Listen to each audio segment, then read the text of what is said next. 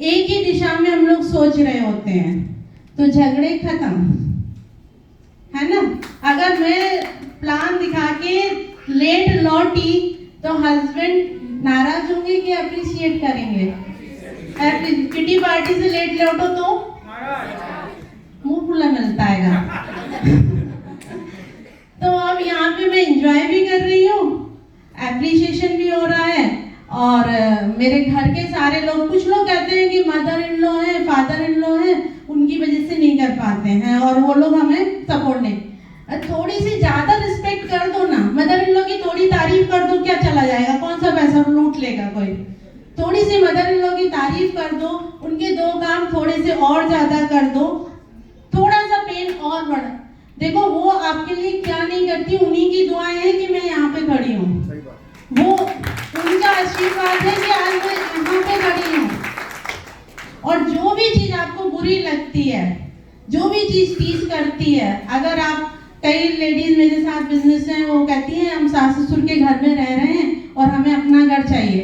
अगर टीच करता है तो इतना चुभाओ कि आपको फिर लगने लगे यार चैन नहीं है। अब मेरे को अगर प्लान नहीं कोई दिखाने को मिलता है, कोई मीटिंग नहीं होती तो अच्छा नहीं लगता है, मजा नहीं आता, ऐसा लगता है दिन अधूरा सा है। तो बस इतना चुभने लगे आपको, इतना चुभने लगे कि वो दर्द आपको बर्दाश्त नहीं होगा, तो जरूर आप उस दर्द से निकल जाओगे। जब बच्चा पैदा होता है तो भी तकलीफ होती है, कोई भी चीजें दुनिया में आसानी से नहीं आती है, हर खुशी तकलीफ से ही मिली है। तो थोड़ी सी और तकलीफ सह लो, थोड़ी सी और, जितना भी आपका पेनफुल लाइफ है उसमें थोड़ा सा और सहन कर लो। मेरे फादर डॉक्टर थे और वो हमेशा मुझे बहुत प्यार करते थे, मैं उनकी बहुत प्यारी गुड़िया, उन्होंने मुझे फूलों की तरह पाला। मेरी जिंदगी में जो तकलीफें आई उन वहाँ पे वो मेरे साथ खड़े हो सकते थे क्या? आज वो थे, है ही नहीं, दुनिया में नहीं है। लेकिन आज मैं अपने बच्चे के लिए वो लेगेसी खड़ी कर जाऊंगी कि उसे पैसे के लिए स्ट्रगल नहीं करना पड़ेगा। ये बिजनेस आपको क्या दे सकता है, इस प्लान में कुछ समझ में नहीं आता। जब हमने देखा था प्लान तो हमें कुछ भी नहीं समझ में आया था। और मेरी यहाँ आने की वजह क्या है, जब मैं अनूप भैया से पहली बार मिली थी, एक तो आपकी पर्सनालिटी देख के ना, हम भी बुंदेलखंडी, आप भी बुंदेलखंडी, तो बहुत रिलेट कर गए थे। बढ़िया, हम भी, क्योंकि उनकी लैंग्वेज में थोड़े थोड़े बुंदेलखंडी वर्ड थे, मुझे बहुत अच्छे लगे थे वो। अच्छा, फिर मैंने अनूप भैया से पूछा कि मैं आपके बारे में और जानना चाहती हूँ, तो बोले अनूप गुप्ता टाइप कर देना यूट्यूब पे। मैंने कहा इतनी बड़ी पर्सनालिटी, मन में ऐसा सोचा, बोला नहीं। फिर उसके बाद मैंने जैसे अनूप गुप्ता टाइप किया, उनका रिकॉग्निशन, इतनी सारी सीडी उनकी पड़ी हुई थी, और जिस समय मैंने वो रिकॉग्निशन देखा और मैंने विजुलाइज किया कि मेरा भी ऐसे ही रिकॉग्निशन हो रहा है, और उस वजह से मैं आज यहाँ हूँ। अपने ड्रीम्स को जियो, जितना ज़्यादा आप विजुलाइज करोगे। मैं एफईडी में जो एफआरयू फंक्शन था हमारा, फैमिली रियूनियन, पहले तो 2 फैमिली रियूनियन मेरे हस्बैंड ने अकेले अटेंड करे, लास्ट फैमिली रियूनियन में मैं गई थी। और उस समय जबलपुर से कोई नाम याद नहीं आ रहा मुझे, वो बार बार आ रहे थे स्टेज पे, अपने क्राउन्स के हैंड्स रेज कर रहे थे, और मेरे को इतना अच्छा लग रहा था कि देखो इनकी डाउन में कितने क्राउन्स है और ये DUCD, और बहुत अच्छा लग रहा था। तो मैंने उस समय अपने आप को विजुलाइज कर रही थी। फैमिली रियूनियन का टिकट आज भी 1800 1900 का, किसको महंगा लग रहा है? महंगा लग रहा है। 2000 का आपकी वो बोल रही है अपलाइन की टिकट लीजिए, फैमिली रियूनियन में जाइए, 3 दिन का रहने खाने का, लग रहा है क्या महंगा?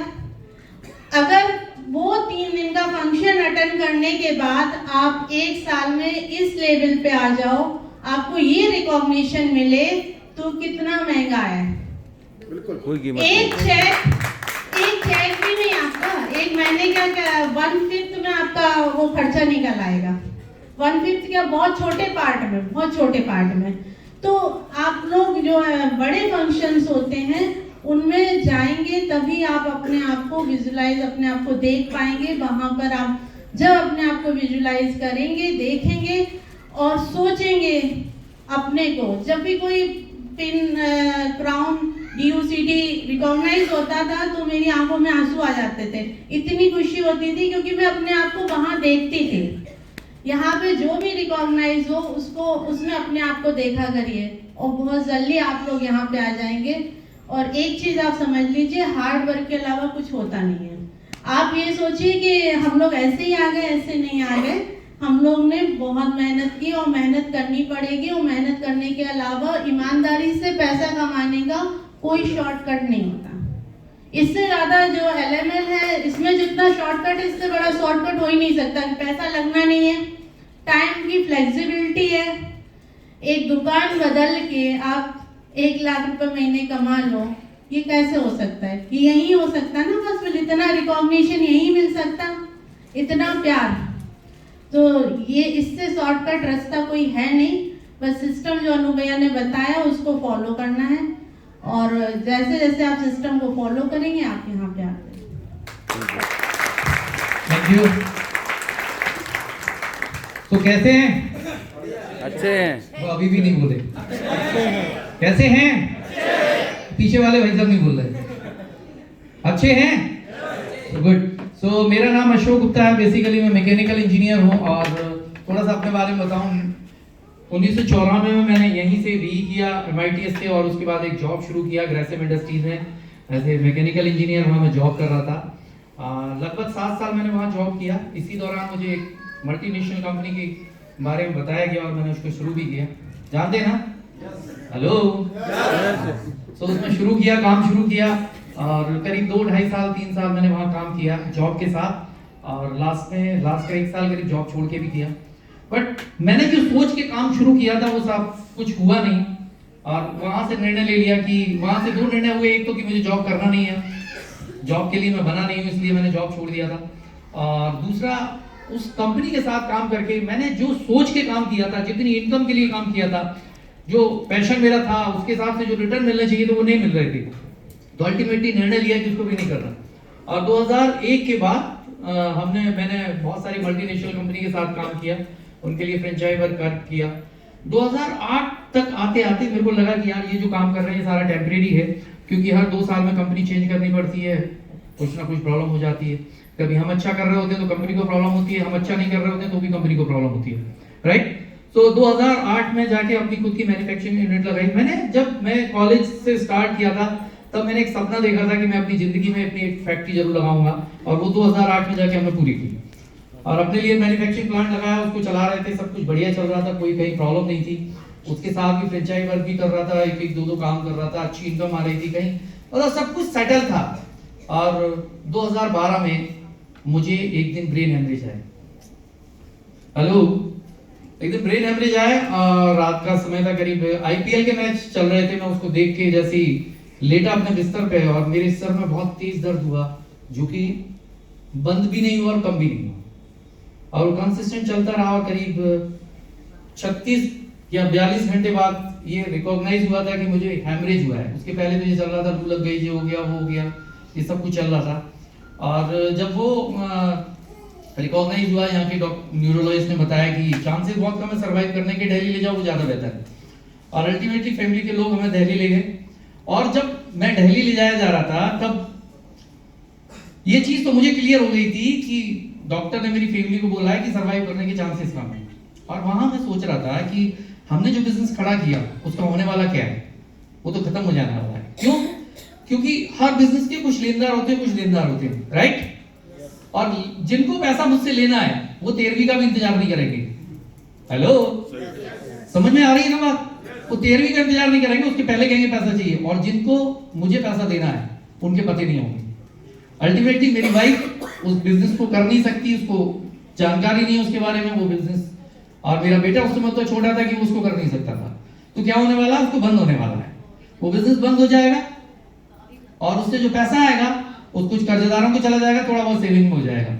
और रेगुलर इनकम के लिए मेरी वाइफ को जॉब करना पड़ेगा, काम करना पड़ेगा, जिससे कि वो रेगुलर इनकम है। ऐसे ही होता है ना, अगर कोई मुखिया चला जाए तो यही होता है ना, और ये होने वाला। लेकिन अभी कर्म थोड़े अच्छे थे कि वहां जाके बच गए, वापस लौट के आ गए। और लौट के जब आए तो एक चीज समझ में आई कि जिंदगी में कोई ऐसा काम मिले जिसमें सिक्योरिटी हो, मेरे काम ना करने पर भी पैसा आए तो काम बहुत अच्छा है। और उसके बाद ये भी ध्यान आया कि अपन ने जब वो मल्टीनेशनल कंपनी के साथ काम किया था उसमें सिक्योरिटी थी, लेकिन हम वो नहीं पाया। अगर ऐसा कोई अच्छा ऑफर फिर लाइफ में आए तो बहुत अच्छा रहेगा। ये सोच थी 2012-13 में, लेकिन कोई सब चीज ऐसी समझ में नहीं आई और कुछ ऐसा हो नहीं पाया। अल्टीमेटली 2017 की बात है कि मुझे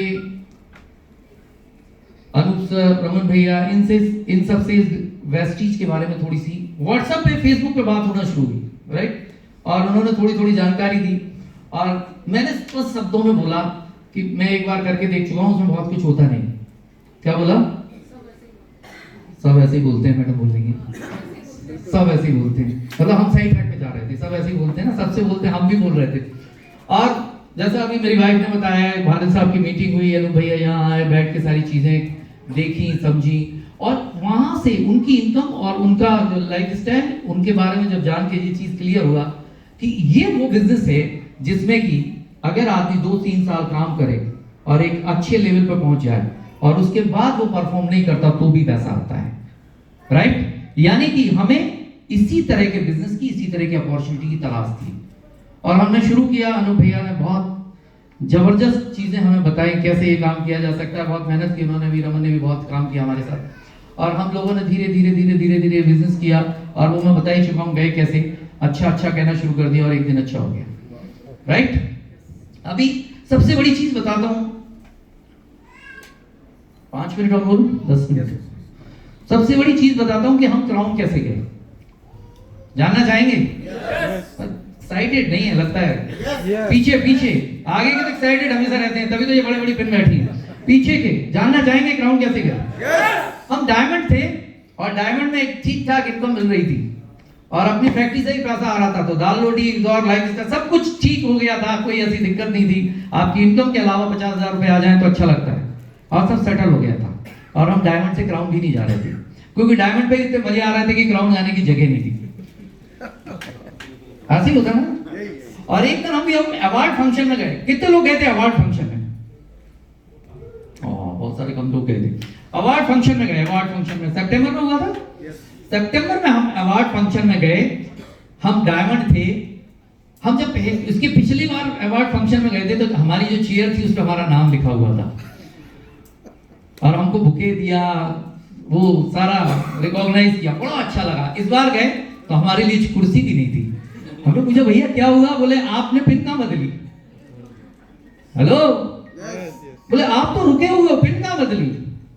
और वो सितंबर में वो अवार्ड फंक्शन पूरा हमारी आंखों में ये गया कि यार अगर हमने पिन बदली होती तो वहां हम भी कर देते। और उस दिन नक्की कर लिया कि अब जो एफआरई होगा उसके पहले तो पिन बदलनी चाहे कुछ हो जाए। अगर आपको कोई चीज चुभेगी नहीं ना तो रुक जाओगे। हेलो, कितने लोगों की बहुत 6 महीने से पिन नहीं बदली? कुछ चुभ नहीं रहा ना? 11 पे है तो 11 पे मजे, गोल्ड पे है तो गोल्ड पे मजे, सिल्वर पे है तो सिल्वर पे मजे, ऐसे ही है ना। भैया हमेशा क्या कहते हैं, एक आपको एक ड्रीम चाहिए और एक फियर चाहिए। पुल करने के लिए कोई चीज चाहिए। अगर आप पुल नहीं हो रहा ना, कुछ आपको कोई चीज चुभ नहीं रही ना, तो अगली पिन नहीं आने वाली।